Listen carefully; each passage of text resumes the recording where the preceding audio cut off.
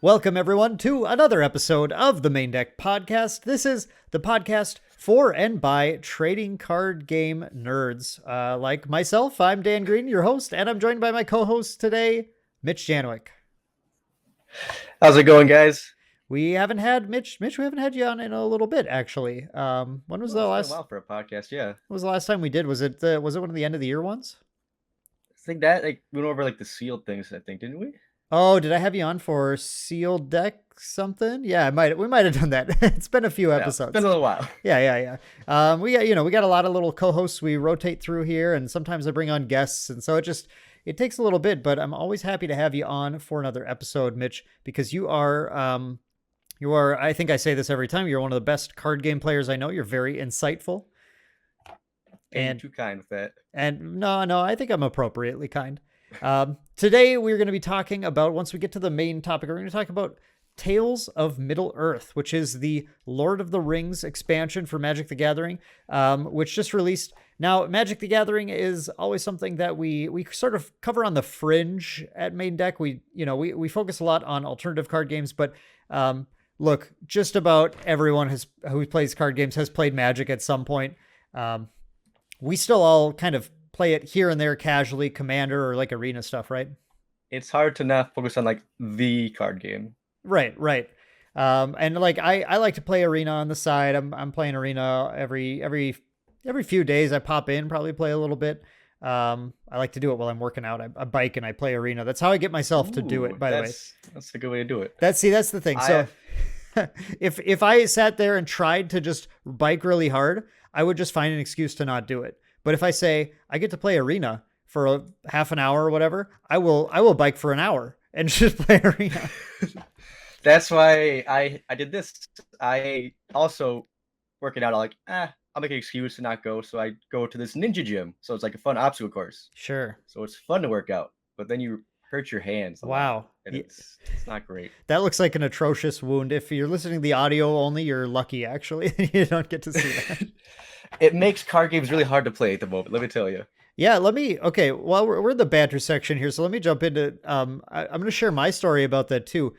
I think it was Gen Con, one of my first ones, Gen Con, I think it was my first one actually, Gen Con 2010, I believe was the first time I went there. I was playing Magic the Gathering, so this is very related at the time. And this was for all of the old Magic the Gathering players. I guess you're old at this point now if you know this reference. So this was during the heyday of Jund, meaning the Shards of Alara Zendikar standard format. Good old Lightning. Oh, my favorite deck of all time. The only time just playing random stuff off the top of your deck was competitively viable. It was a great time. I was playing Jund. I had actually performed very well. I took now I'm already forgetting. I'm in the top 4. I might have been second place or something at an event nearby us called, at the time they had this Midwest Masters circuit, and so I went to this qualifier, played in this event, ended up getting into the top 8, which gave you an invite to the Midwest Masters Invitational event that they were holding at Gen Con that year. So that was my excuse to go to Gen Con for the first time. And the night before we left, I was, oh man, this is going to sound really weird now. I was cleaning my Alaskan Ulu. What's an Ulu? It's a knife type thing, but it's how do I describe this? It's like a crescent moon shape kind of thing. So yes. Why, Dan? Why do you have that? I understand. Hey, I have swords. I get it. Sometimes it's fun to have cool stuff. Well, this is a kitchen utensil. It is not just it's not just like a prop thing.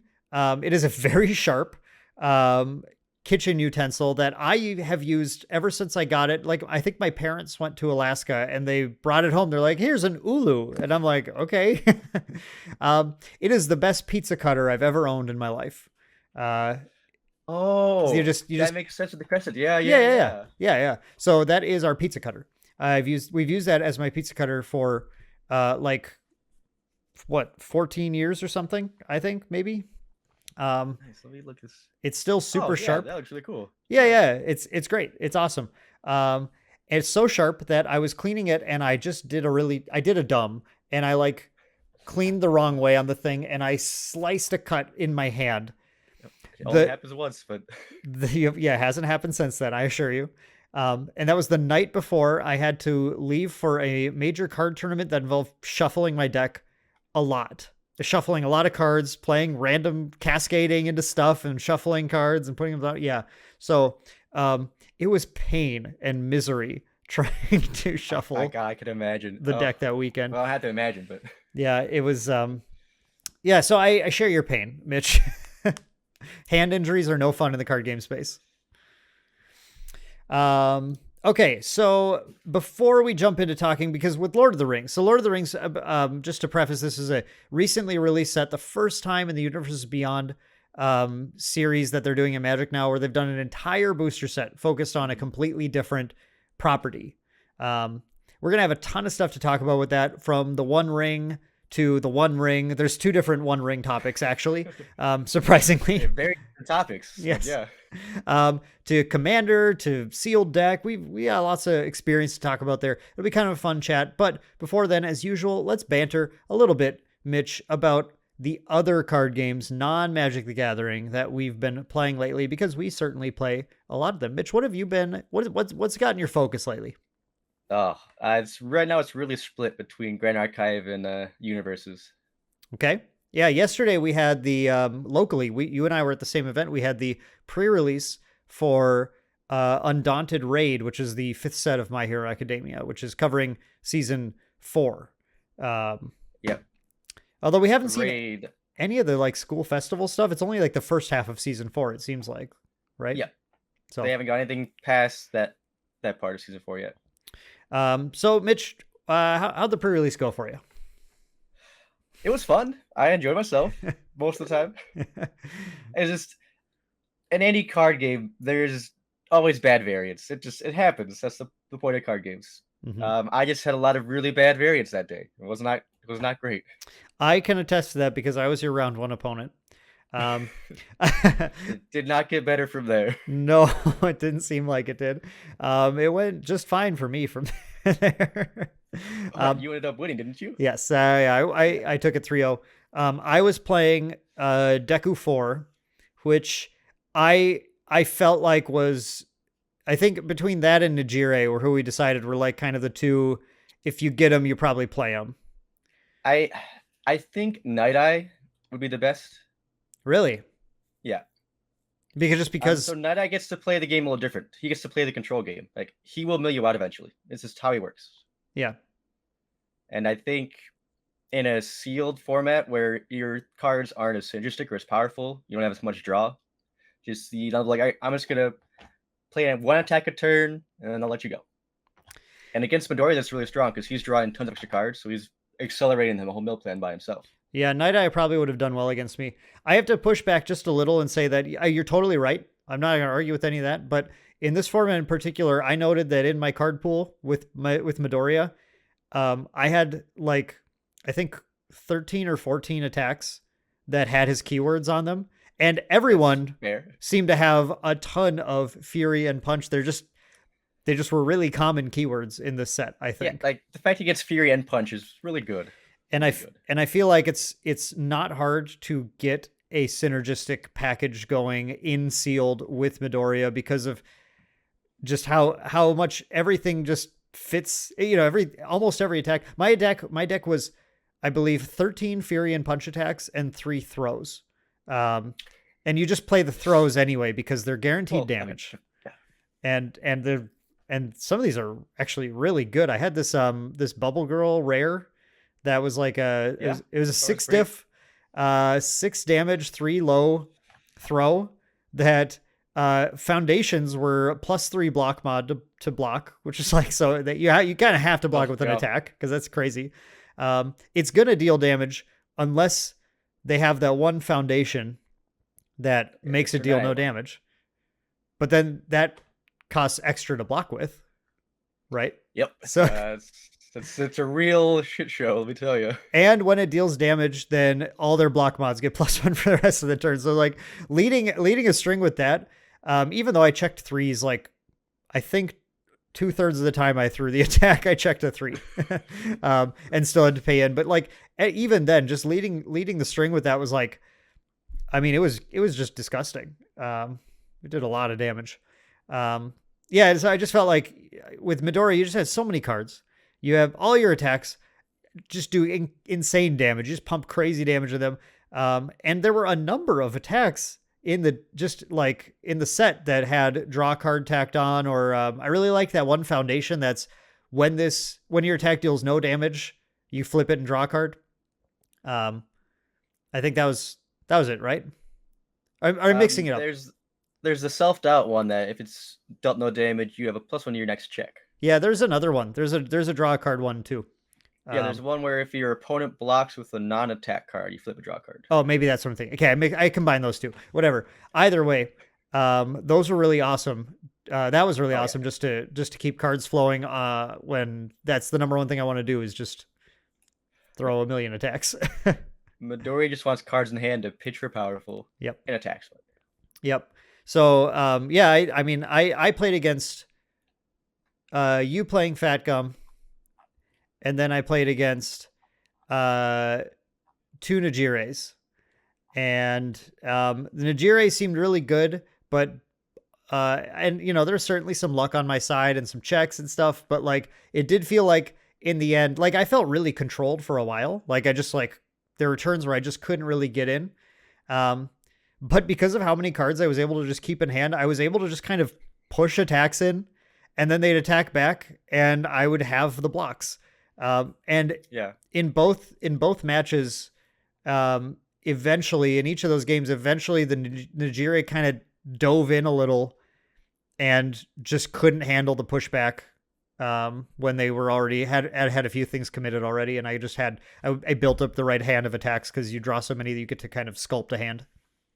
So many cards. Oh my God. Have you been looking at the set for Constructed at all, Mitch? Yeah. We're actually, after this video is done, I'm going over to Cole's house, and me, Cole, Will, and Corgan are going to be playing some stuff and testing out. Oh man, the whole local crew getting together without me. I gotta be, I have to be, I'm editing. You guys knew this. I told you this already. So yeah. I'm hard at work editing a video I can't talk about, quite yet. I think actually this podcast will release before the video releases, so I can't say anything about it yet. I'm excited to see it. But yeah, it's be fun. Yeah, this have been it's taking a lot of work, so I am just absolutely grinding all day today. This is like my one break other than eating is to do this podcast. Fair. A lot of cards in this new set just look like a lot of fun. Characters, there's gonna be a few misses. Again, they made 18 characters, so they can't all be winners. But. And like 18 characters, and like I swear 14 or 13 of them or something are all just random Yakuza members. They want to get the whole crew, you know? The gangs are all here. You know what? What's so funny? Like, okay, so I get this because this is their only opportunity to make these characters, right? Yeah, but it just strikes me as funny that we have like the whole of Japan's Yakuza, just 100% of them.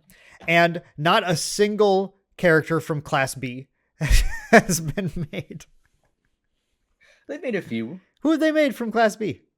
Monoma, Ibarra. Oh no, you're right. Okay, you're right. There are a couple of them. The ones who did Tetsu, Ibarra, Monoma. I just keep thinking of like Kendo. I keep thinking of like the Mushroom Girl and like the where's Kendo? Pitch Black. Come on, we have her attack. Yeah, it's weird that Kendo has an attack. No, you're right. The in set 2, there were during the tournament arc thing, there were a few Class B characters that did something, and they actually made characters for them. Yeah. So well, it's just funny to me. I think still that there's just so many. I don't know any of these characters' names whatsoever. No, like I didn't know a lot of the names until this. I knew about them what they did because I watched the show, but the names escaped me. They didn't matter. Yeah, they were there for maybe an episode or half of one. They were there for one of those, just like the freeze frame where they show the character and say what the quirk is. and then you'd like never hear the name again, and the character like dies or is taken to jail or whatever. Yeah, there's like a few that were really fun and cool, but otherwise, yeah, most of them were forgettable. But we do have a new Kirishima. We have some new pro heroes, Fat Gum and Night Eye, Sir Night Eye. Very, very exciting stuff. No All Might this set. This is the first set with no All Might? It has to be, right? There's what, 8 of them now? 7 of them? Yes, seven All Mights. So I think this is the first set. There was either one in every set or it was a promo during the set. Right. Set 2, I can't remember if that had one during it or not, but yeah, doesn't. I mean, there were surrounding it, plenty of them. So, I mean, again, he was the face of the show for a while, so that's fair. Yep. And now we get the new Deku 4, who, as I said, I played in the pre-release, and I think that Deku is very strong. Yeah. For the old school UFS players, it's effectively a very slightly nerfed version of Jackie Briggs. I had an experience when we went to Worlds in 2021. I played again. I was still a fairly new UFS player, but I was like excited to play something weird. So the DLC had just come out for whatever that was called, Grim Fairy Tales. That one, the Zenoscope comic series. I played Sky Mathers, who's like a weird reversal based character. And had a lot of fun. My deck was really fun to play. It wasn't very good, but it was really fun to play. But one round late into the event, I went up against Jackie Briggs. And I'd never seen this card before in my life. The difference between Jackie Briggs and Deku, by the way. So Jackie Briggs is also a 5-hander, but it's 33 health instead of 30. Mm-hmm. They both have at the start of your opponent's combat phase, you get to draw 3 cards and discard down your printed hand size. So it means you can go all out on your turn and then still have at least 3 cards remaining in your hand. Or you can just pass and filter into whatever cards you want to. And has Enhance. So she has Enhance. Your non-throw tech attack gains powerful 6. You may discard 1 card from your hand in addition to momentum to pay for this attack's powerful ability. Deku is your non-throw Fury or Punch.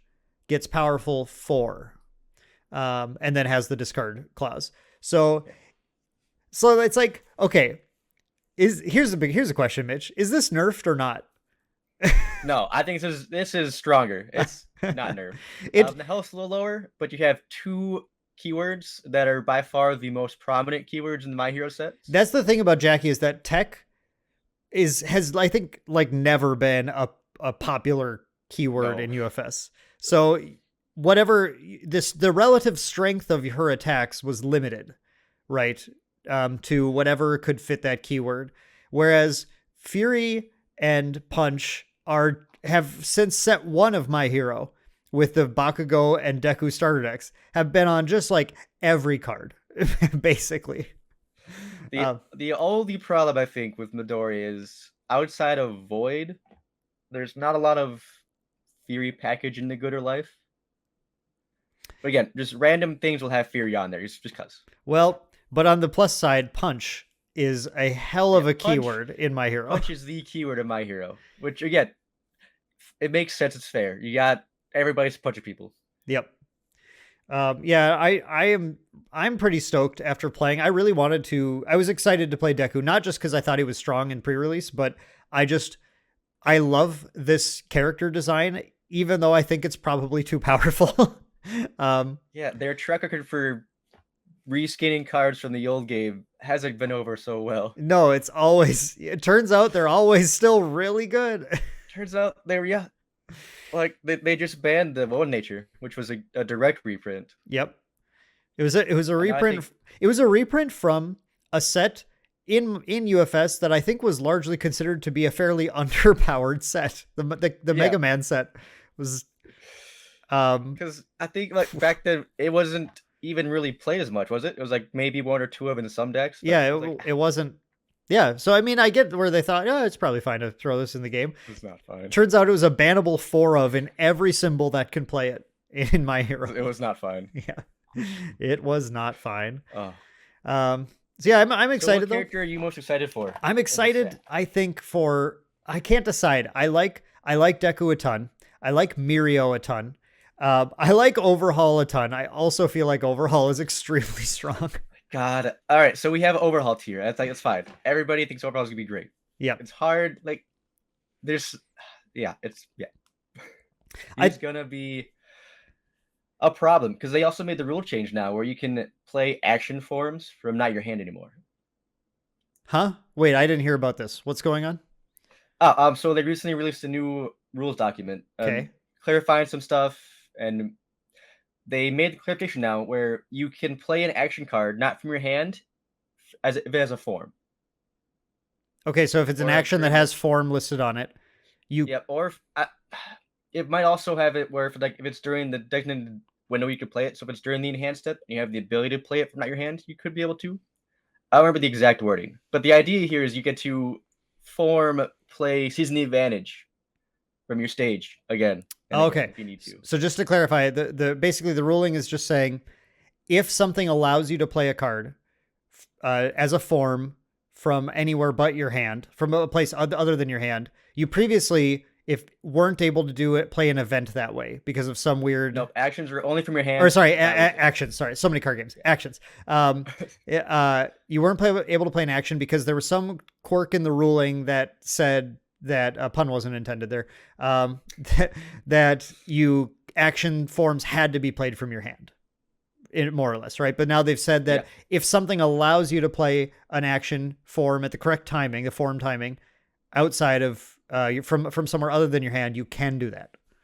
Yes. Okay. I wanted to make sure I was getting that straight too, because that's one thing that it's a little weird, but UFS or Universus definitely is. It's a big and complicated game with lots of ideas. So sometimes the rulings are not 100% clear on things. I really want to. I think it's like one of the hardest card games to get into if you're just starting out. I totally agree with that, which is so unfortunate for having My Hero license, which is a very inviting sort of franchise. You know, it's like one thing if this is like EVE Online themed, right? Where it's like anyone who gets into EVE Online knows that they're getting into something extremely complicated. It's just an example of something but like, I mean, a great example, but yeah. Yeah.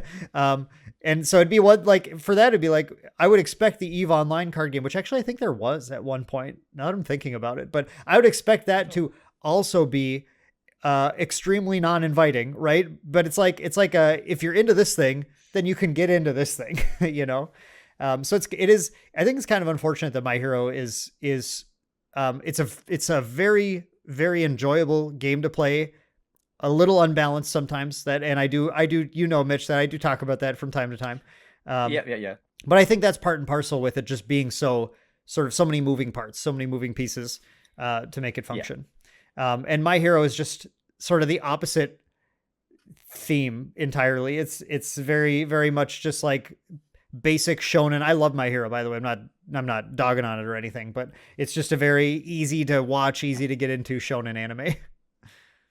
Yeah. But I think the one I'm most excited for, besides Overhaul, is Rappa. Rappa, the punchy guy. The not good punchy guy. Yeah, here we go. This guy, right? Yeah, that's the one. Okay.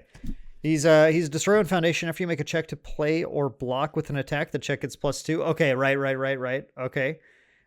So he's going to be modding his checks, destroying his board just to make some crazy checks on things. Any character with resource management, we know is good. That's like he doesn't have damage on his face, but punches usually supply damage. Once per turn, discard one card. After your non-throw punch attack deals damage, you may play it from your card pool as your next form. So he can Texas Smash and then Texas Smash again. Does Texas Smash have order on it? Oh, it's not in his. Sorry, no, it's not in. I don't think it's in his. They made a good design with that. I was like, no sharing symbols of Smash. Because oh my god, Texas Smash would be like crazy in this thing. Yeah, he also doesn't share a symbol with a Valiant Assault either. Valiant Assault doesn't have order. Nope, it has good all in air. Oh, okay, all right, fair enough. All right, it shares symbols with Mirio. Right. Well, yes, it does. But no, I'm excited to play Focused Attack or Focused Assault. Oh, you're always trying to focus. The Funny Punch, right? Yeah, the Funny Punch. That's the card that you try to play, I think, more than any other card. It's just so much damage on one card. It's great. Yeah, and oh, I see. So you can focused attack, and then he can focused attack again. Yes, that's the game plan. So And he gets with to him mod his checks specifically, on it, so he can the two yes. combos beforehand don't really matter as much. So for him, the idea is you really want to get 3 in before you play it, so you can play on your 4th attack. Okay, Because usually by your 4th attack, they've either blocked or they're committed out. right. And then you get to throw it. It's on an 8, but it's on a 6 so you plus 2 your check. And the ones you commit, you can still blow up. So you can commit them for checks and then blow them up to help pass other checks. Wow. Okay. So he gets to really cheat his card pool system like that. If you don't kill him that turn, you're probably gonna die because you don't have any resources anymore. But And he has, I remember some of his stuff from the pre-release. He's got some stuff that triggers on being destroyed as well. Some like foundations that trigger on being destroyed. Is any of that stuff yes. good in there? So it's not bad. So what I'm playing a lot of in the order symbol is we're playing cards like a lot of Deku's kit from the starter deck way back before. So we're like Feature Charge to draw cards. Delaware Smash is a flash punch. Where it's like, all right, catch. Yeah. He has Haymaker, which is also a flash punch, which is one of his cards. So like we have like 8 flash punches. Like, all right, we go flash, flash, flash. Yeah, because he's all responses, so it's not like you're missing out Yeah. on anything. And then your opponent just can't use their tools. They just have to either take it to their face. Either take it to the face or raw block it. Yep. I'm happy either way. Yeah, and that's pretty cool. That's actually pretty. That's kind of spicy, Mitch. That's kind of spicy. I like that. I like that. That seems good. It seems fun. I'm not sure if you could good yet, because again, all my attacks are mids, so Well, very blockable. Yeah, very blockable. But I mean, when they have to commit out, the thing is, once you get to focused attack, you're throwing 2 attacks for 12 damage each, right? If it's the 4th attack, it's 15 each. 15. Okay. It counts every mid in the card pool. That's right. The 4th attack, he said. So yes. So, I mean, it doesn't really matter that they can block all the other ones because they're just going to die to that. That's the game. Once they learn, though. Right. Yeah, that's the problem. But I guess you just focus attack enough times, you get there. You can focus if you have 2 focus attacks in your hand, you can focus attack on the 3rd and the 4th and the 5th. Yes, that's great. That's the goal right there. But yeah, so the end stream is like you're gonna play focus attack on a 6 and on a 6 pretty much because you have the +2, and they're both be for 15 damage. That's kind of disgusting. And then we play cards like In Control to give it speed, or Note Taking to give it speed, or League to make your check -2. So once I get to my actual enhances outside of my flesh attacks, I can make this focus attack almost unblockable. Wow. That's the game plan, at least. Yep. I like it. Yeah, there's I think Undaunted Raid is a very cool set. It has a lot of very interesting things. I think people are going to be quite excited just to be able to play with the big 3. Ever since those characters were introduced, they became like immediate fan favorites. They're really they're really good design characters. They're just really, everyone loves them. It's hard not to. It's hard not to love the Million. God, yes, great character. Oh man, like, yeah, even if you did not love him up to the climax of the raiding the hideout arc, in that climax, I think you don't have a soul if you didn't adore Lemillion at the conclusion of everything. It makes me tingly. It brings up goosebumps. It brings up feelings. I really enjoy the anime itself. I can't wait for the next season. Same. Oh, it's so good. Let's talk a little bit. I think just touch on a couple other games before we head into Lord of the Rings. I have been playing a lot of games. You and I have both been playing a lot of Grand Archive. A lot of Grand Archive, yeah. And if you guys are regulars on the channel, you're not surprised because we try to put out. That game is great. Go. Yes, we try to put out a Grand Archive video every week, and I've been playing. We've got weekly locals rolling. Recently I've been playing Mana Weaver Rye. I did the profile on that. I love that deck. I think it is very, very good. It is, you have a lot of game against everyone. You're able to kind of play the game all the time. and you are able to play around a lot of the tech that will try to beat Rye. You don't win every game, of course, so especially if you go up against other Ryes. Wind Rye I think Wind Rye is the Rye that beats other Ryes typically, because it's the Rye that also plays the tech, that can beat the other Ryes. Yep. So I do have trouble with with Maindeck Mike's Wind Rye deck. But otherwise, I love playing against Lorraine's. I love playing against Xander's. Bring them on. I love playing against Sylvie's. Sylvie is not a great deck, unfortunately, but with the right aggro rush, if like the exact right cards line up, I get crushed. I found out. That's Rye's weakness. And Mitch, you've been playing Merlin. Aggro's, yeah. I've been playing a lot of Fire Merlin at the moment. And we're waiting. We're gonna have a deck profile on that very soon, I think, right, Mitch? Yeah, I was doing it last night, but we got caught up in My Hero. I totally spaced on it. Okay. Well, but yeah, hopefully the deck's soon. Really sweet. It goes off the combo of Erupting Rhapsody and Fireball. Yep. The idea is you're doing like 30 damage to 2 cards. That's the whole point of the deck.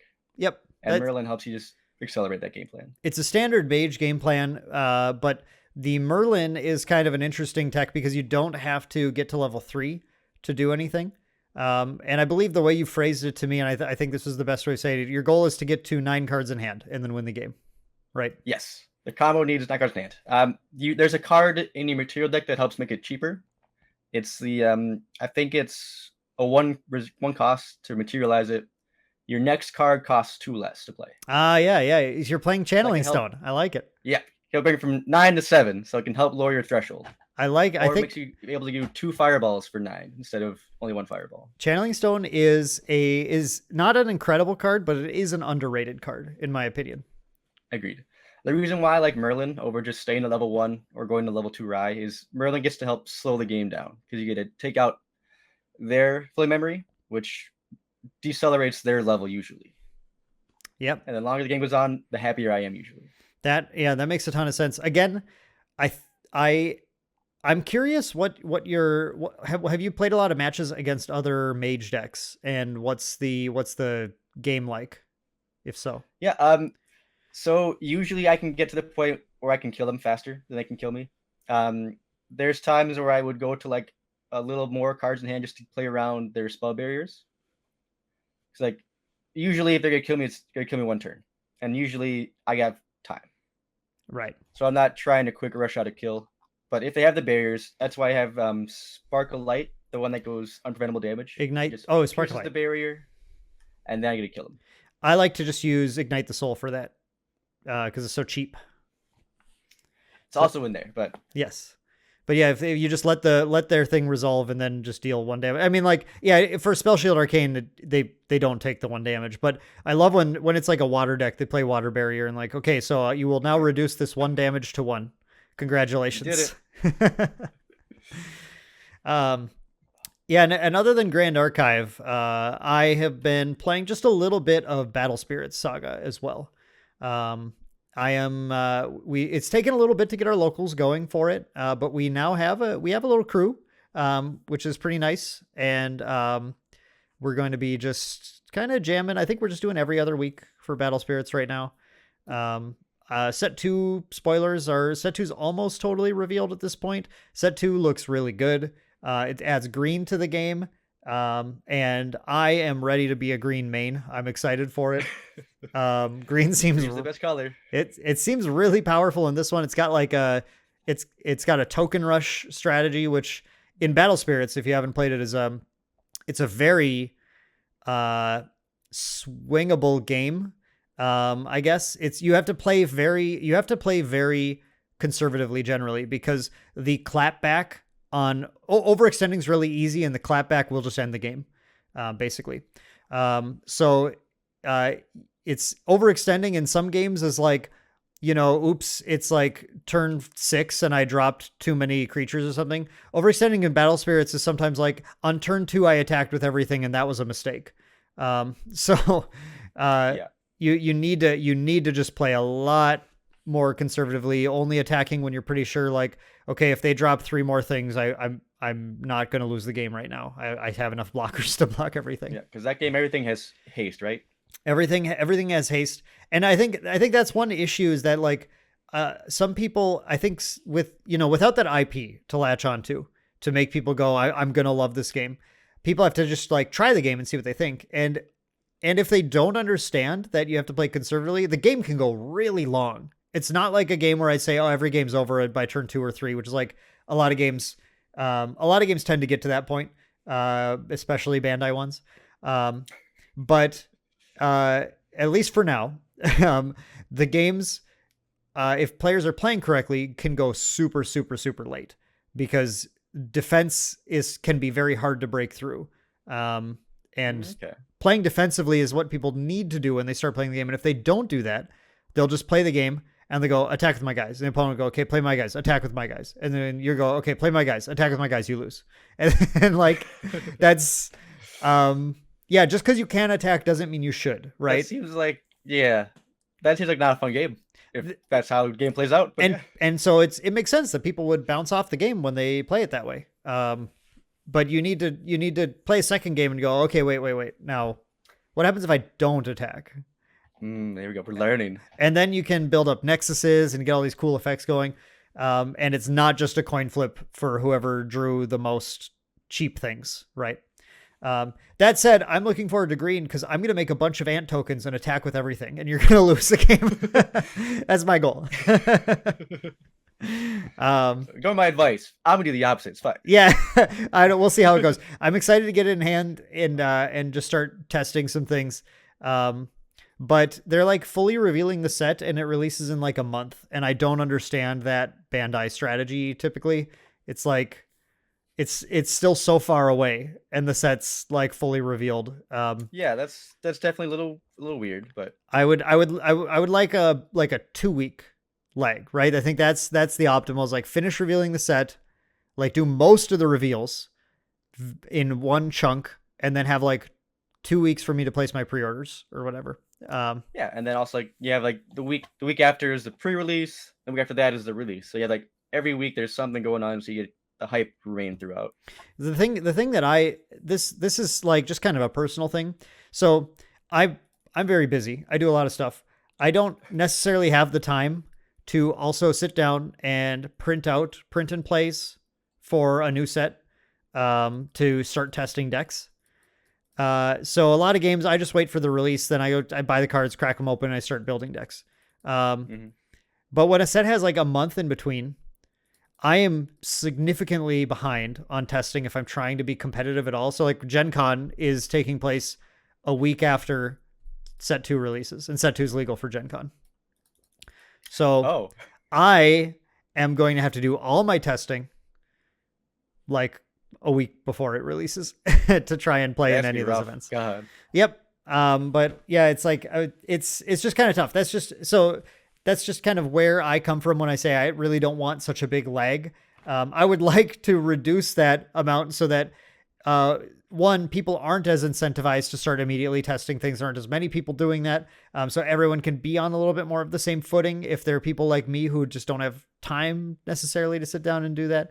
And two, the people who do that won't have like, oh, I've already played through the meta. And it's not even just a personal thing, actually, because the longer your wait between fully revealing a set and releasing a set means that for the players who are the most invested in the game, the ones who are doing that, they have already finished their metagame exploration, like sometimes before the set launches.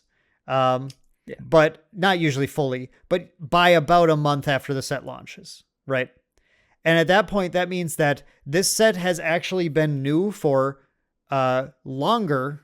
It's been available for longer than the company was making profits off of it, right? And it means that then the players are going to start to feel more bored before the next set releases, which is what we saw with Set 1 of Battle Spirits Saga, because it was a very similar situation. Actually, I think it was even longer in between the full spoiling of the set and the release. And they had this like a month before the release, they had this pre-launch major tournament, and people are just like, They want the next set. And then it's a problem now, because then they're like, well, come on, reveal the next set. And now they're in a cycle, I think, at this point, unfortunately, where they are going to upset people one way or another. Yeah. The only way they can try and fix that is they just have a slow reveal season, which isn't the best, but it helps us give them something every once in a while to satiate them. Yep. That would be probably my recommendation as well. I don't think they're going to do it. But no. Yeah, that's just how it is. I enjoy Battle Spirits Saga. After playing a bunch locally, and playing a bunch of Grand Archive locally, and playing a bunch of My Hero locally. Those have been like the three kind of main TCGs I've been playing at a competitive, like 1v1 competitive, trying to win. My opinion is that Grand Archive is my favorite one to play. Just throwing it out there. I enjoy all of them, but out of those three, if you sat me down, gave me a deck with a deck from each one, and I grabbed my decks, and you said, go ahead and pick the game we play, I would play Grand Archive right now. That's fair. That's fair. The game is really, really well done. Yeah, and I love how much the company is being transparent about all their decisions, and they're paying attention to things. Mitch, how did you feel about the ruling change we did recently? I think it was fair ruling. I like the change in terms of like just trying to limit the power level of certain characters. Other people hated it, left the game because of it, which I think is an overreaction. A small number. I think it's it's one of those vocal minority situations. Yep. It's not. I really think it was. As far as people who left the game, I've seen like one that I can confirm happened. You know, there's probably a few more. There's probably, but that's totally fine. I'm okay with that. I think this change is healthy for the game going forward for design space. That's the big thing, right? Is like it's easy to look at it and go, wow, they're just going to alter the game rules to nerf this character, which actually, by the way, is like, that's kind of a smart way to do it, because errata suck. Errata suck. It sucks to have errata on a card. It sucks. In a living card game like this, it sucks. If it's digital, not a problem. You just change the text in digital format, easy peasy. But for a living physical card game, I hate erratas. Yep. And just so ban it. Yeah, exactly. Yeah, just ban the card. Just ban the card. Ban it. In this case, though, this was a pretty smart thing to do, because, and I think what some people look at it as just like they're nerfing Lorraine, which is certainly something they were doing. But at the same time, they are developing.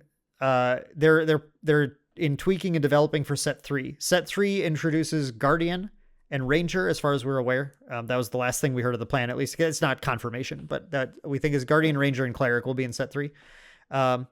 And Guardian and Ranger are both classes that attack like the Warrior does, from everything we know. And so it makes sense when they're sitting down and they're doing tweaking and development to go, you know what? If we change this rule, it'll help with the Lorraine thing right now, and it'll make some other design stuff we're working on right now work better. So I don't know. I don't see the issue at all with doing that. I think it's smart.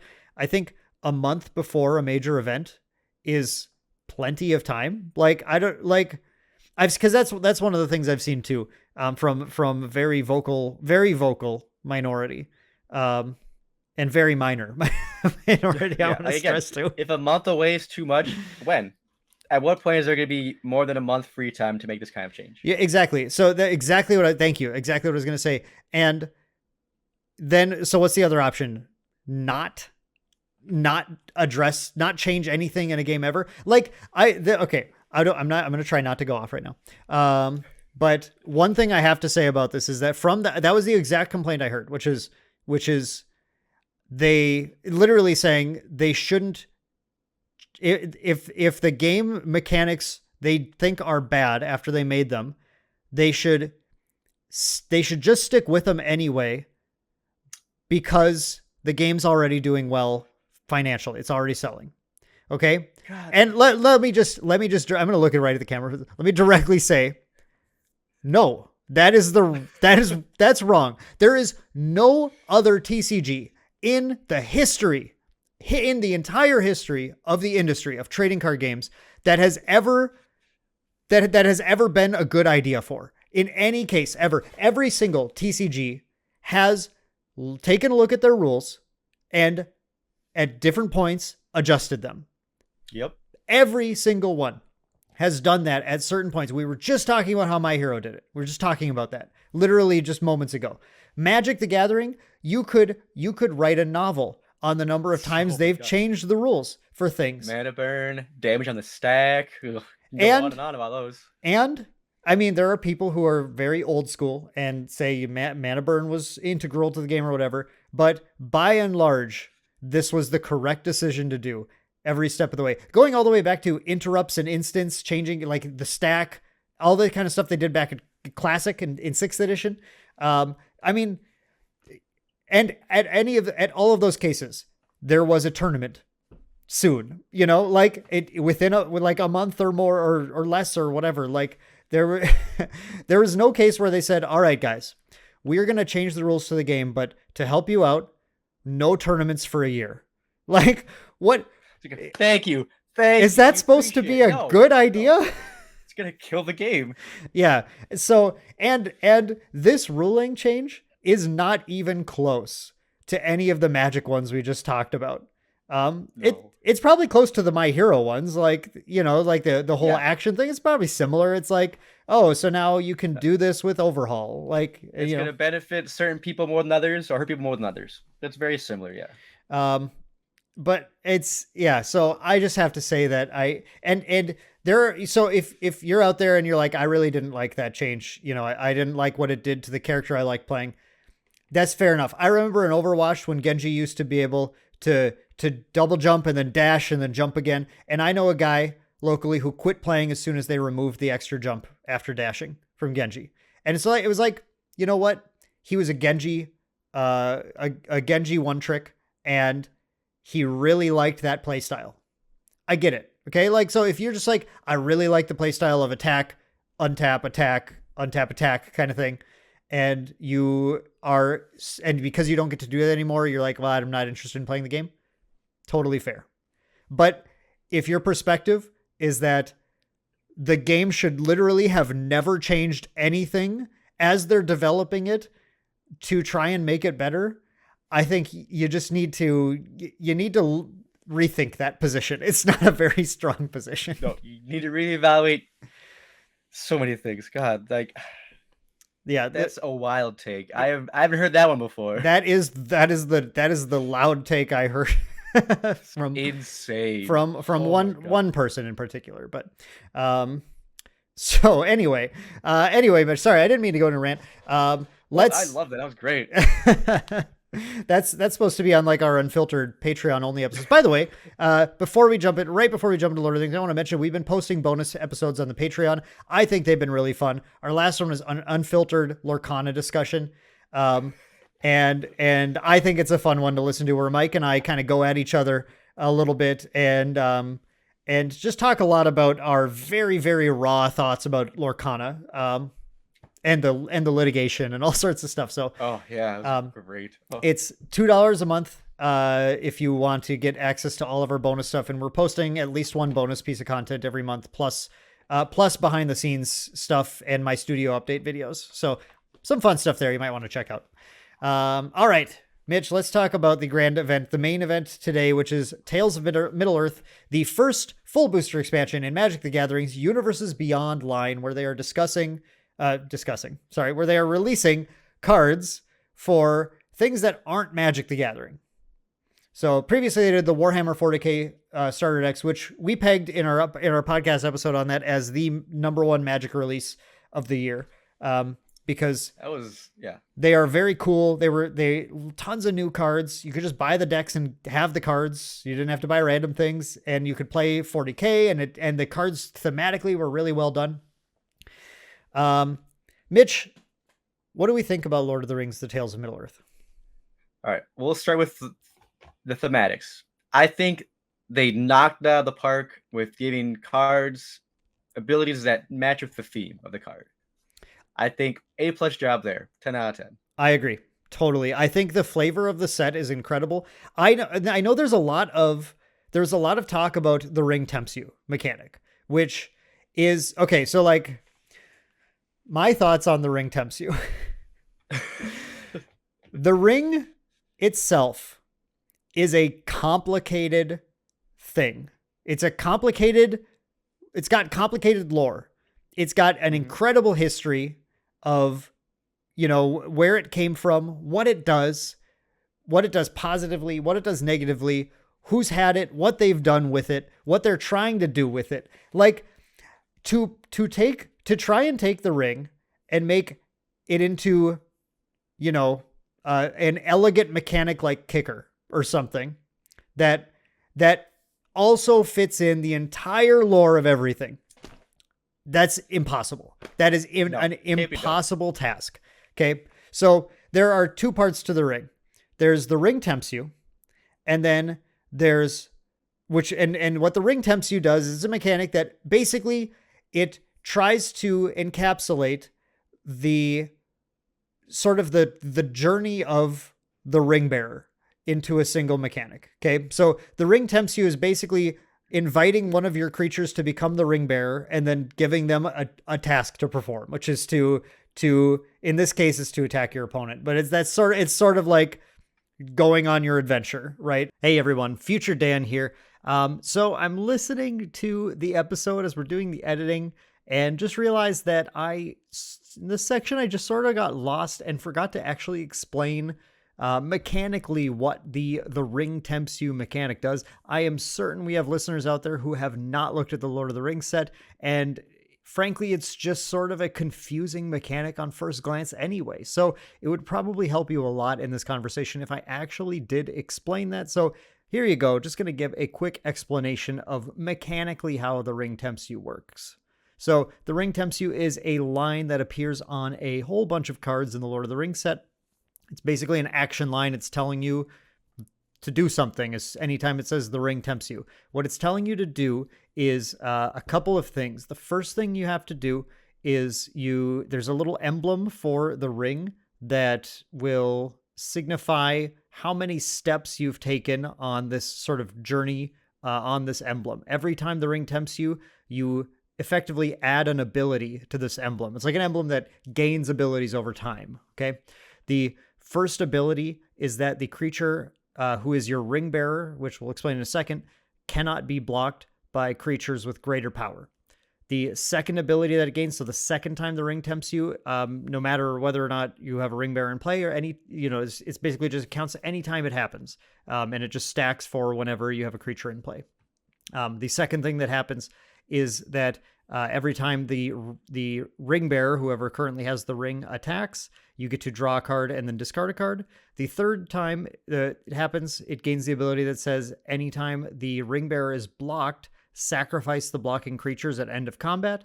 And the fourth time it happens, the ring bearer gains when this creature deals combat damage to a player, each opponent loses 3 life.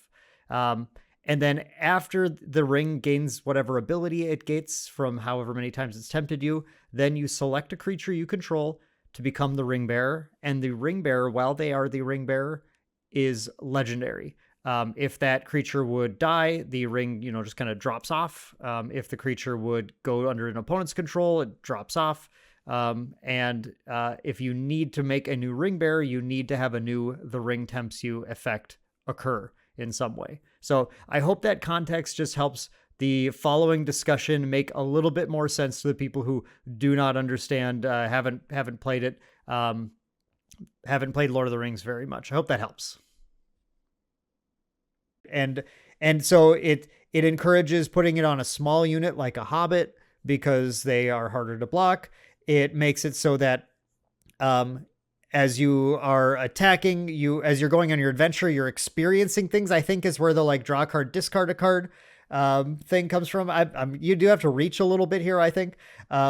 It makes it so that when you get into a brawl with something blocks you, then they have to be sacrificed at the end of combat. That one I don't fully have a lore explanation for. Mitch, do you know? I'll go into my thoughts here when you're done. Okay. Although I will say that an indestructible Sauron blocked me one time, and then it had to be sacrificed, and I was like, I don't know what the theme is here, but I like it. It was cool. It was cool that it happened. I mean, but I guess it's just like, I don't know, maybe that's the like invisibility thing. You like, no, it doesn't really make sense either. I don't really know that. But then when they deal damage, the fourth one is when they deal damage to the opponent, then every opponent loses 3 life, which is sort of the punishment or something, I guess. I don't know, for the completion of the task. It's the reward for completing the task or something. It's getting in there. So, I guess I want you to give your thoughts, but let me just finish by just really glossing over a couple things, which is that they had tried mechanics that were like punishing you for putting the ring on. The temptation is hurting you and everything. And we have design articles where they talk about how they just weren't fun. Players didn't like them. And what the Ring Tempts You mechanic does in the game is instead provides really necessary things for making limited work.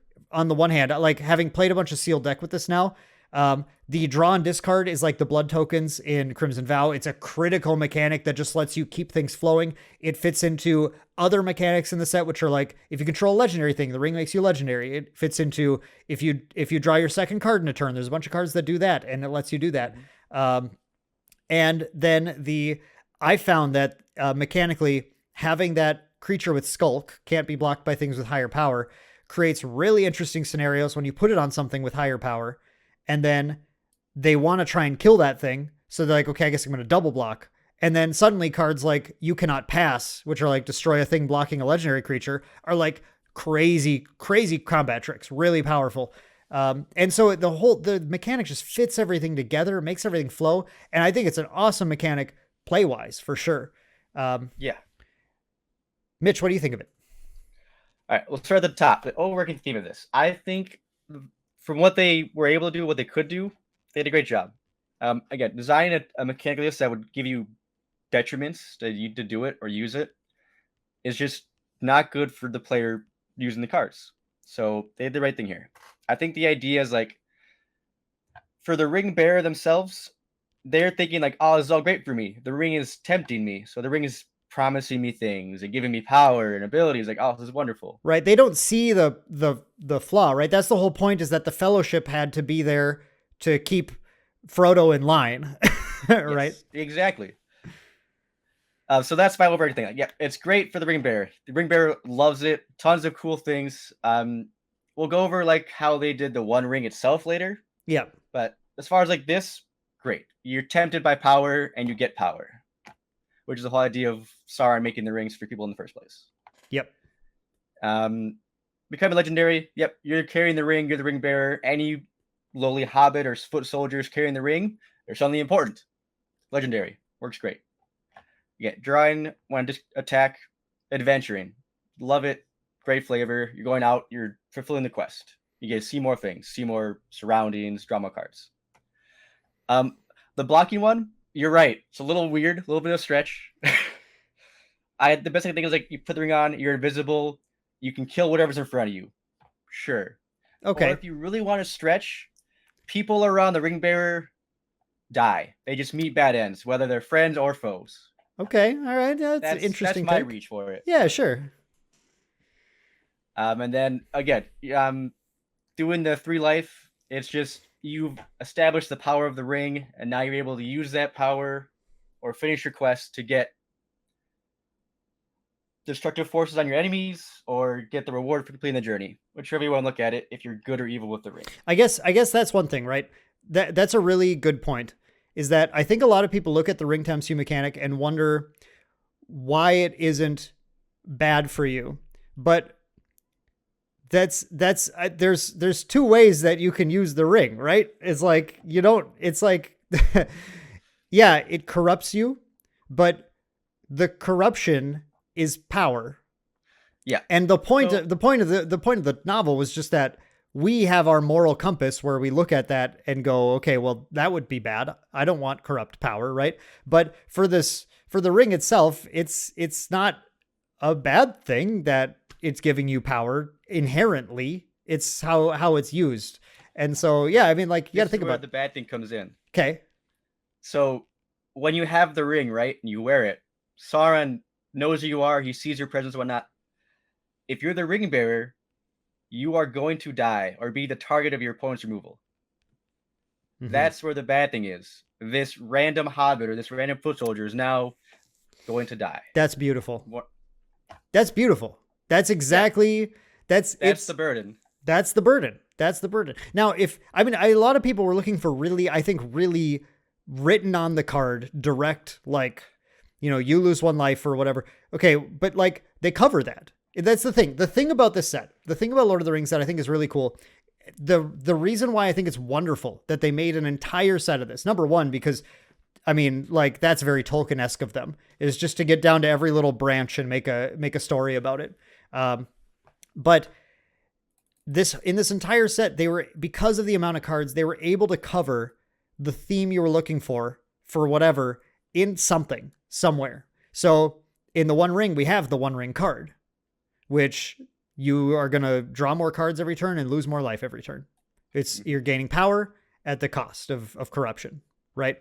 You have the Call of the Ring card, which I've had in sealed and is very, very good, by the way, in sealed, which tempts you every turn, upgrading your ring power. You have a bunch of things that trigger when you're tempted in this set, by the way, which is really cool with that. And then including that card itself, which is whenever you're tempted, you can lose 2 life to draw a card. You have a bunch of food in the set that lets you gain some life back, to buffer that life loss a little bit. And I found I've been impressed with, even in sealed deck, with how some of my decks have kind of just like glued together and been like, wow, like this is like a little machine. It's working. And it really, like, a lot of the time comes down to that tempting mechanic, of just having access to the skulk and the legendary creature and the card draw and everything. It's, you don't always get to 3 or 4 temps in sealed. The current deck I'm playing right now in Arena, you do, for sure. And it's awesome. I love it. But yeah, just like with the breadth of the set, the theme is so strong.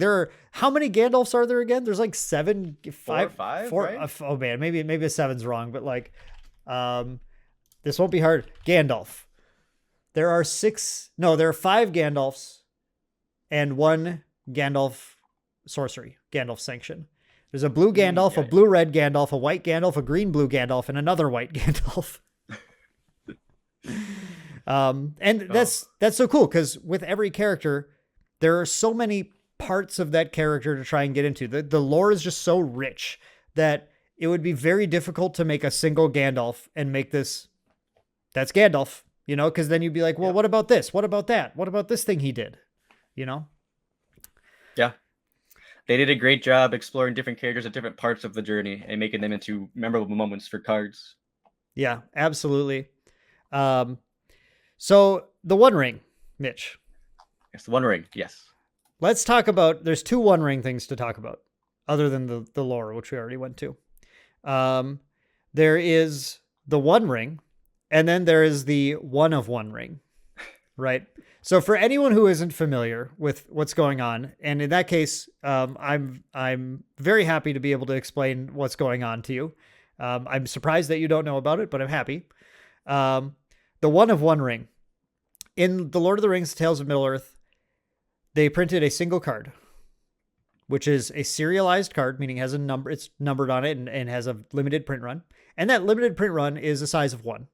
And the One of One Ring is 1 of 1. There's 1 of it in the world somewhere right now. It is in a collector's booster or in someone's hands who hasn't told anybody yet, which would be the correct call if you open it. Yes. Same as winning the lottery. Just keep it secret.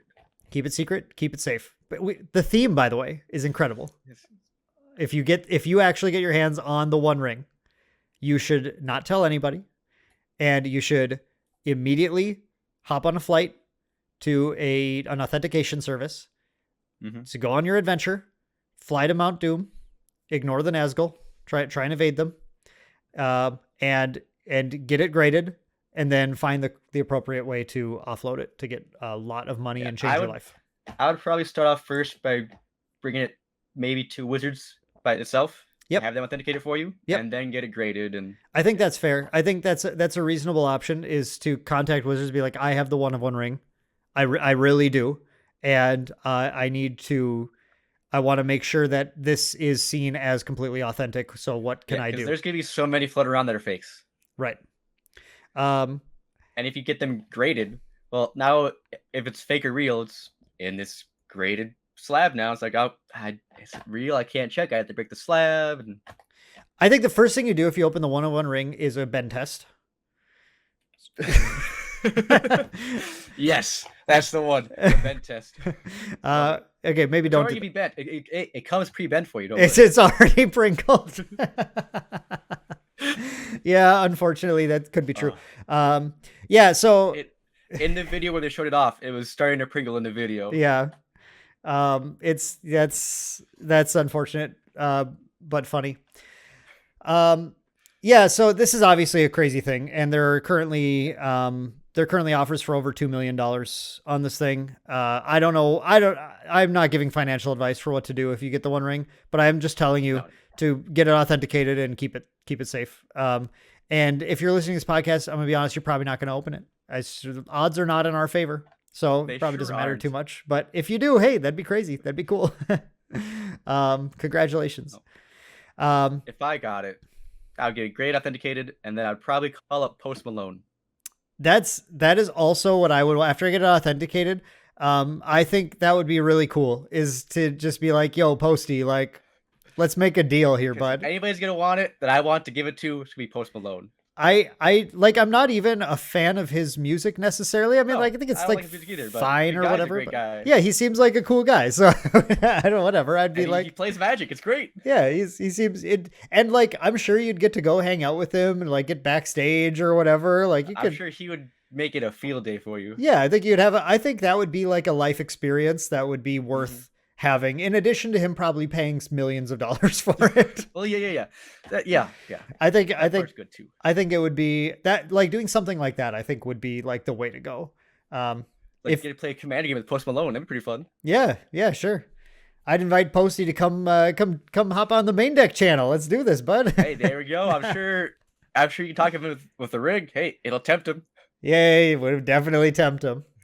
Yeah, so what does impact us with the One Ring, the things that we can dream about, the scenarios that would never happen, but what does impact us is the fact that collector booster boxes are $400 to $500 because of this. It's only in collector packs, and prices for singles are crashing everywhere because collection boosters are getting ripped open like none other. Even at the $500 price tag, it's going nuts. People are just trying to find things.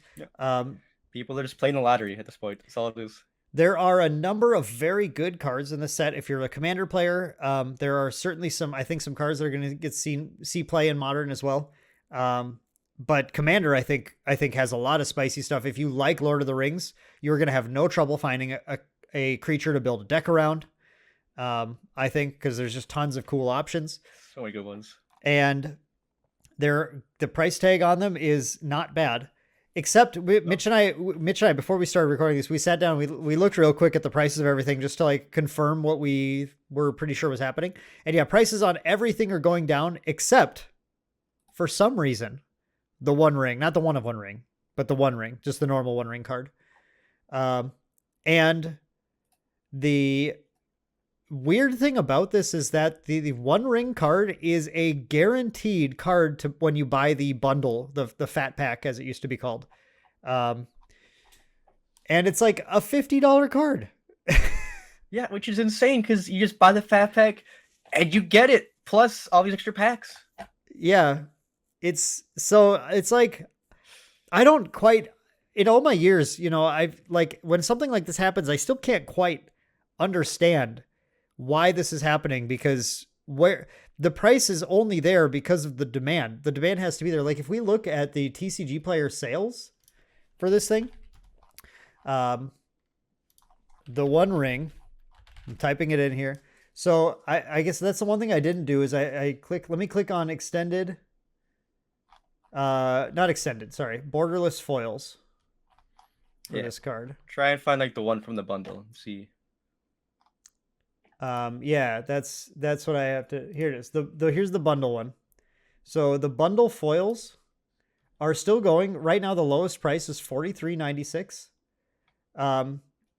Which, to be fair, the extended art have crashed since their pre-orders, because I feel bad for anyone who pre-ordered at $150 because it was just in the bundle as a guaranteed card.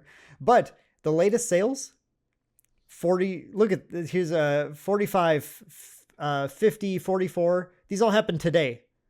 48, 48, 45, 69. That's funny.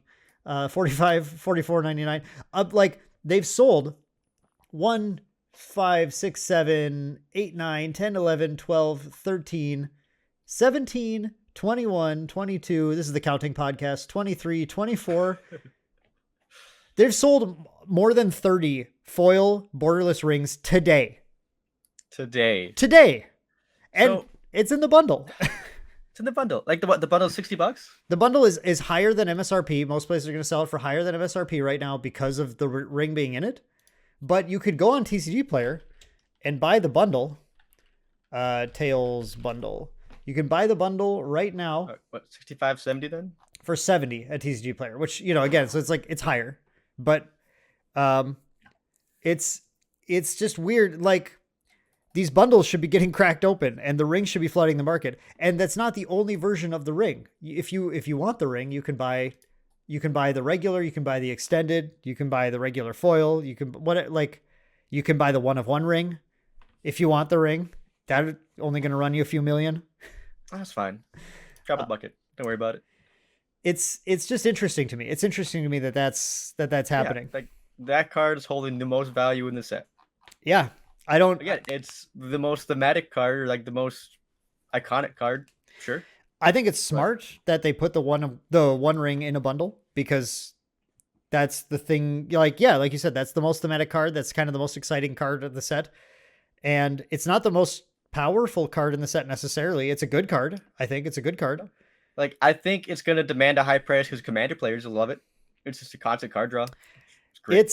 Okay, so my Commander take on it. It's like, I think it's a good card.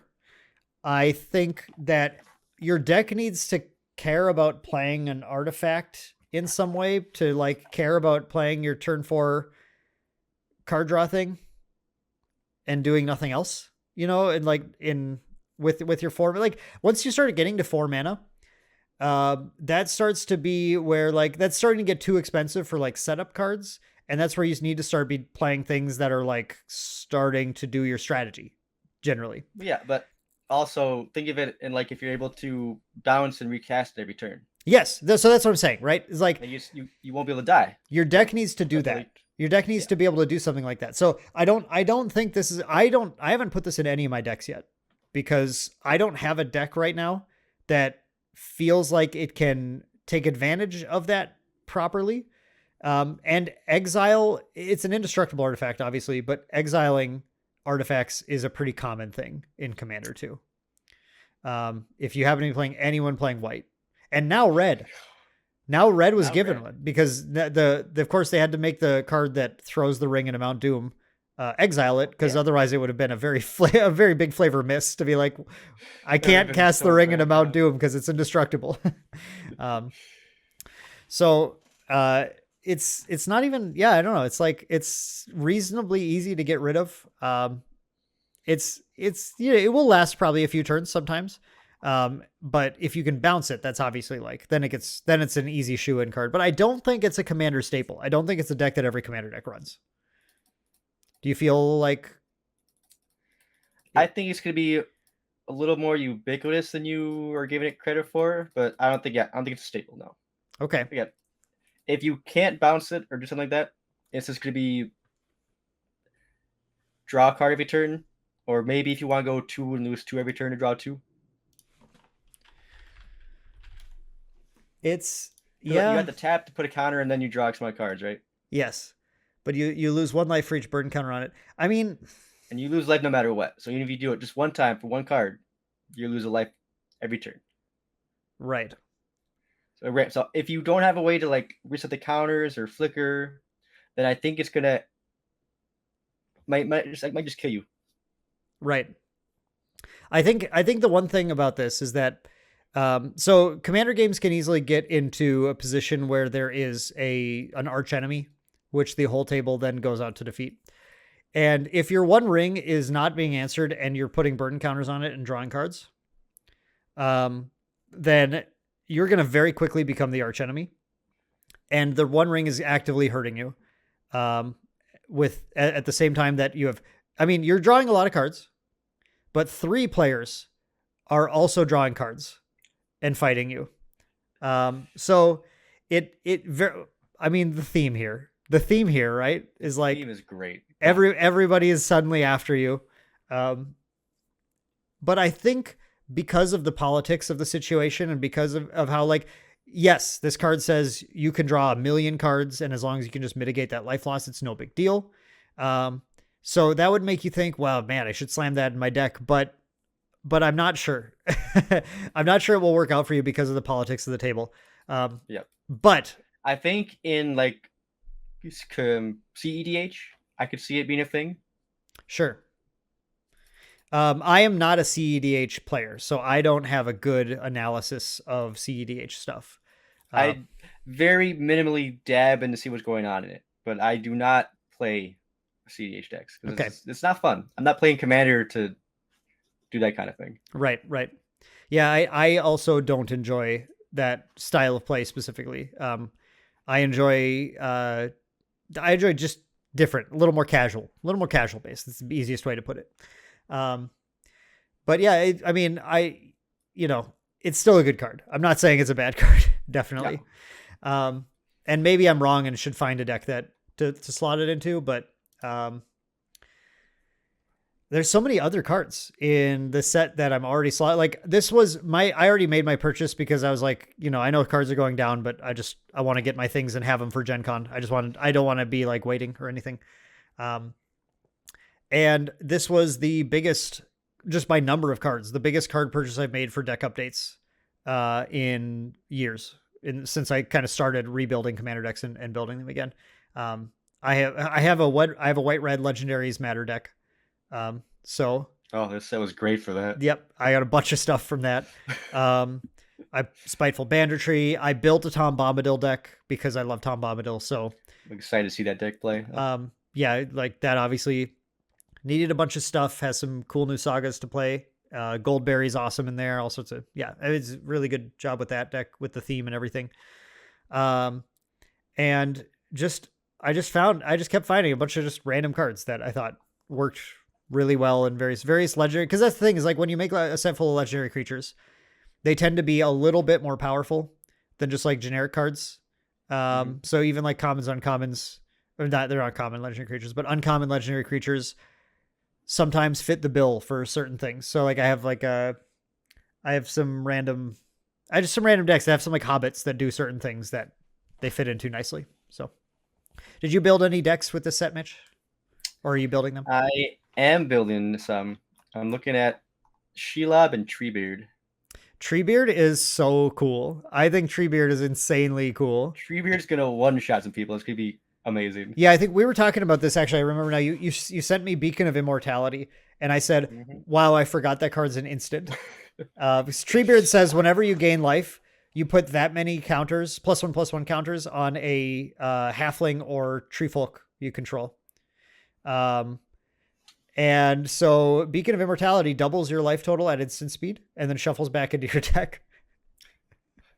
So yeah, you slam in with your army of hobbits or whatever, and one of them gets through and it's like, surprise, you lose. Or just Treebeard, you put on Treebeard, he's got trample, like boom. You got trample and you just do commander damage. I don't care how much health you have. Yep. But it's cool. You have options too. You can just swing all out with other things too. And like, yeah, it's like, who's gonna get it? Who's gonna get it? Yep. I don't know. I think that's super fun. Instant speed life gain that's usually overlooked, but in this deck's be pretty good. Yeah.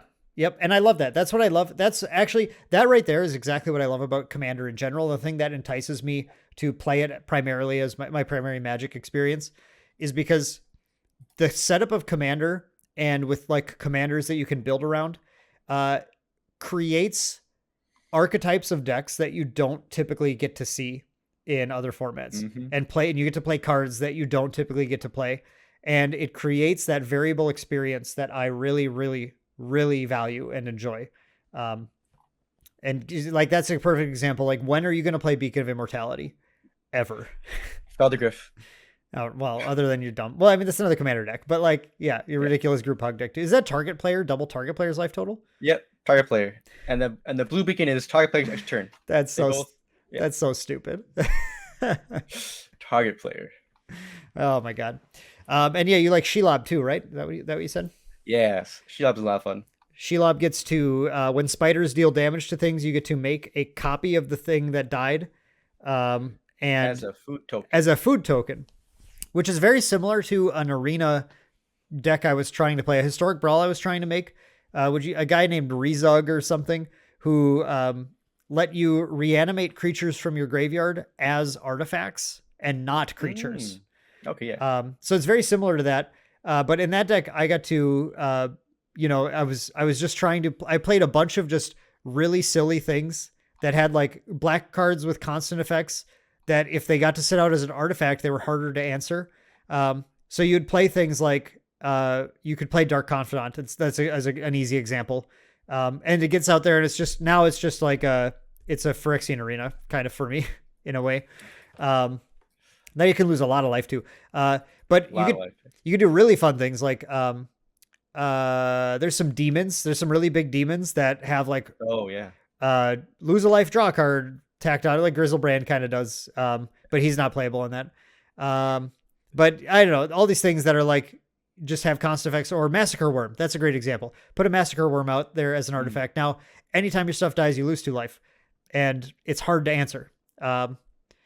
So that was just kind of the idea of the deck, is like putting out fun constant effects. And it's not a very good brawl deck, but the Shelob will probably be better because you get to play green also, and green's very good.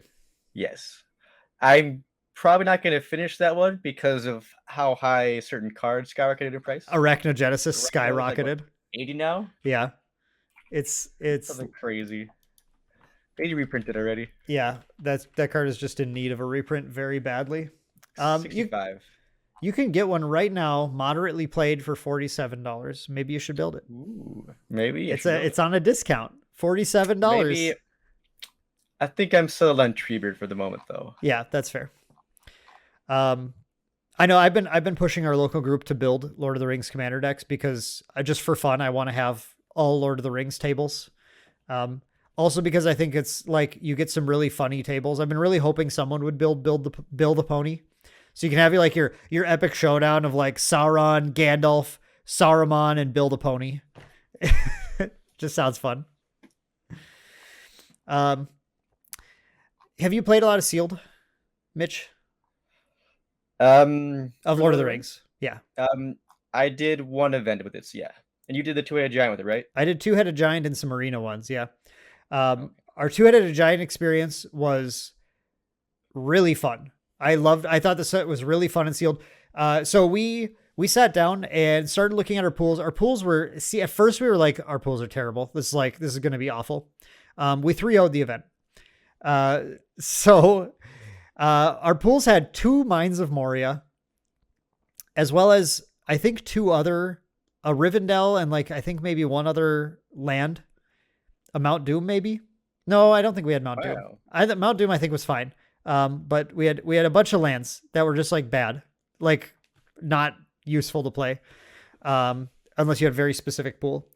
And we had some other just like, I don't know, just like our red pool had, I think, 1 card that dealt damage to a creature. I think 1 out of 2 sealed kits. Yep. There's so many good removal though. Yep. So yeah, we were looking at this pool at first. We were like digging through everything. Like there's just like, isn't anything here. And we're like trying to put some decks together. We had a blue-white sort of, that looked like we had some blue-white synergy. We had like a couple eagles and stuff, and we're just trying to figure that out. Faramir, that guy was dope. One of the Faramirs. Faramir's great. Yeah, he was so good. Not the rare Faramir, that's insane. Okay. But the uncommon one. Uncommon one, yeah. Yeah, the uncommon one. Whenever the ring tempts you, you make a soldier, and something else. He does something else that's good. Yeah, as long as he's not your ring bearer, you make the soldier. Yeah, exactly. And my partner Randall was building a green black deck because we had a couple copies. One of our few things that did anything was a couple copies of the green black spell that is each player sacks a creature. Oh, yeah. And we also had a rare Rangers of Athelion, which is take control of a creature. So we were able to set up some cool plays with that card, which did come up during the event also. But about halfway through deck building, we were just like trying to figure out what's good here. And I reread the Ring Tempts You card because this is right. Like I didn't look too deep into it. And I'm looking through it and I'm like, wait a second, Randy, this says each opponent loses 3 life. It sure does. It says each opponent. And suddenly we're like, okay, hang on, pivot. Every single card that says the Ring Tempts You, slam. I'm playing multiple copies of Birthday Escape, draw a card, Ring Tempts You. Card was insane. So good. I couldn't believe how good that was. And that was good in regular sealed too. Yeah, but I feel that way about like regular sealed too. You probably want to prioritize the Ring Tempts You as much as you can. It's like, it's actually, that is not added text. Like a mass one is kind of added text sometimes. The Ring Tempts You is like the value of the card. I feel like my deck was really bad at the Ring Temps. I think I had a few cards that did it. I got to 3 once. Yep. Yeah, you just want to have a critical mass of it to make it work. Yeah. And in Two-Headed Giant, we got to 4 every single game for sure. We have 2 rings, so we were both jamming tons of tempt effects. Any creature that came into play and tempts you, auto include easy in that format. It was like so simple. Just jam that in, and we surprised some opponents when we attacked, and they're like, okay, I guess we won't block the ring bearer, block these, like, KK. And then you lose 6 life. And they're like, wait, why? They're like, because you each lose 3 life. And don't forget, each player, each opponent. Yep. So, we, and obviously if anyone, by the way, just so anyone knows, we're not like sharks. If anyone's like, what does that do? Like, well, each opponent loses 3 life, but, also we're trying to win the game, so we're not going to sit there and be like, okay, now if you let us tempt this 4 times, we're going to, well, yeah. So there's a middle ground there, which is the one we take, which is we correctly answer all questions. But you gotta know what the cards, what the cards do, and we tell you what they do. So, so we had really, really good games. We got to play against some good friends of ours, and we got to play against some new people. Our last round, unfortunately, we were 2-0 going into round 3, and our last round was a pair of new players who had won their first round against other new players, and then their second round, because they were new, they took a while to play, so they went to time and they tied. They drew second round, and they got paired up against us. And and it was like, we started the round like we're, making sure everything's really fun, very welcoming for them. I said, look, I used to be a judge for the game, and if you have any questions or going, just let me know. I'm happy to answer anything for you. I want to make sure that you have a good experience playing this. And we won without ever losing a single life point. It was just like, it was not in the way that's like really toxic. It was a skill difference. Like, it was just the fact that like we were correctly playing things, correctly responding to things. They were main phase dropping Gandalf the White and just like not doing anything after that. And just like, it was just like all sorts of little things that just add up to us. Like, our decks were built to control the game and then get to 4 temps and kill you. And so we did that, Did it really well, apparently. Yep. Whereas our other games were razor's edge close, like unbelievably, like coming down to, in both cases, I think the opponent's making a mistake, causing them. And I don't know how you guys feel, how the listeners feel about this, but let me know in the comments actually how you feel about this. But I feel like I would much rather lose a game to making a play mistake than to random chance. I think there's going to be different opinions on that, actually. So I'd love to hear in the comments what you guys think. That would let me know you got to this far in the podcast. Congratulations. But I would rather lose to myself making a play mistake than random chance, because if I made a play mistake, it meant that it's something I get to learn from. It's something I get to do differently in the future. And it meant that I have the potential to win that game if I get better and improve. And I like that aspect of it.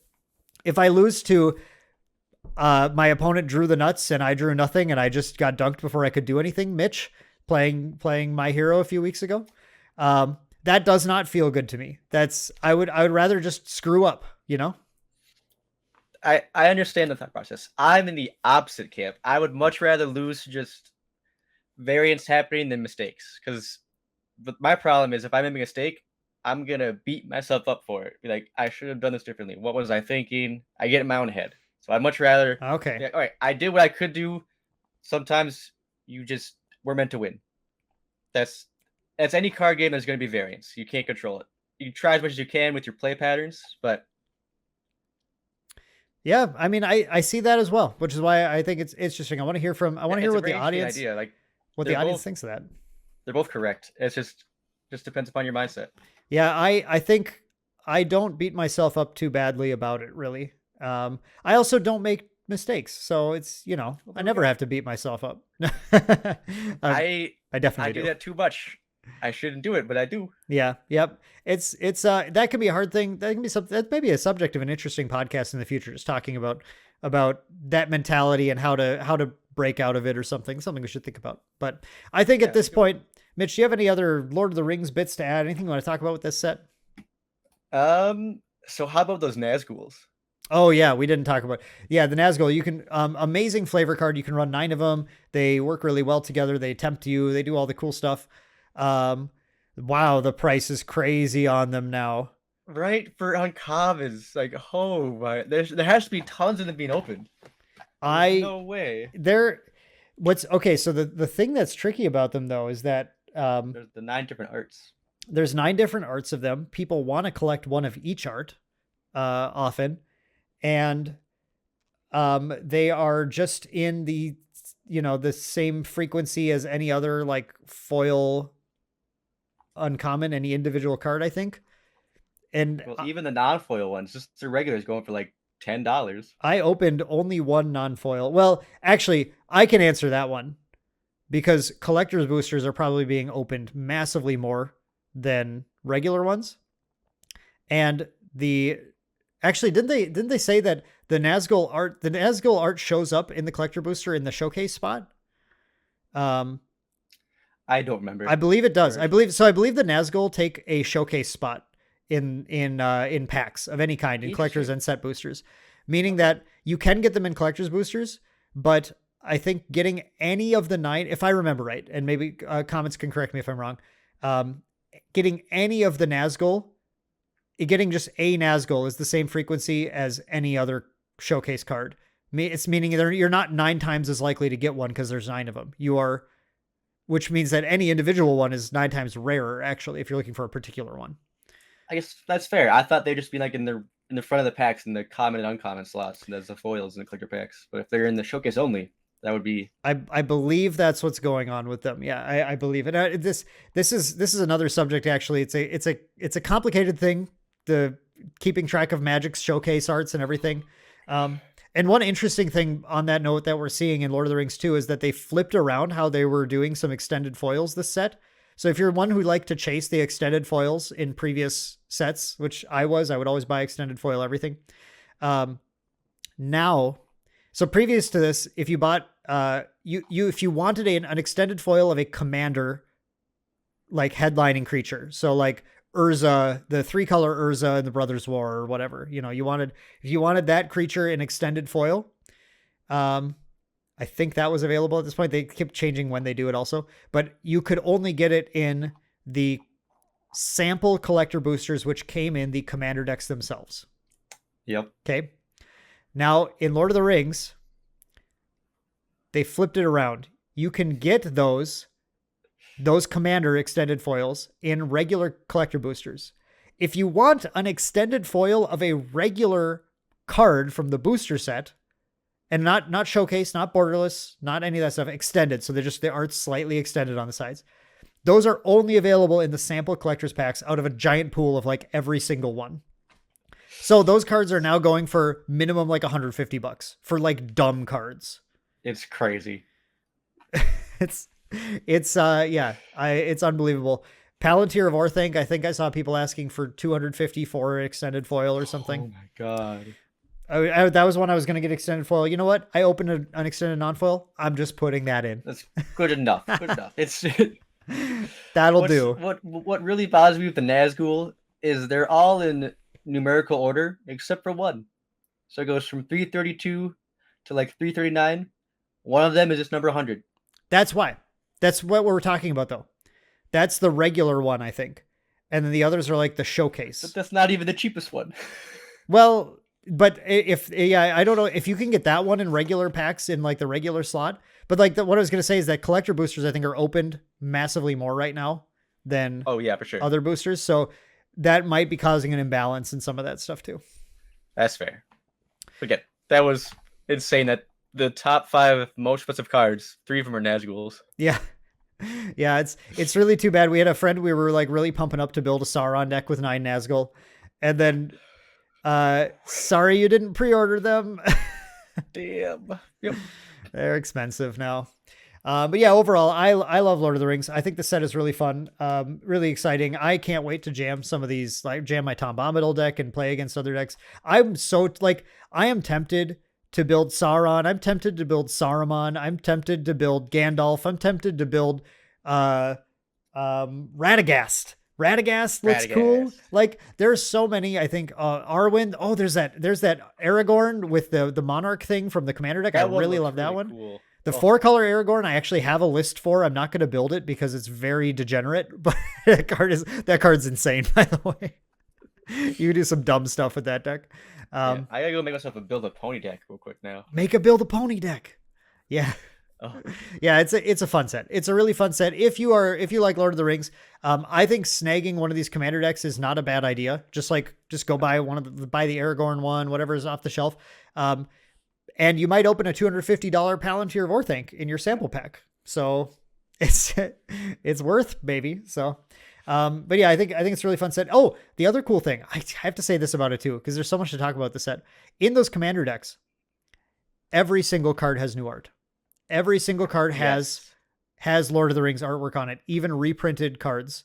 And I love that. That is so cool. That's the thing that made the 40K decks so cool, is that it was all 40K themed.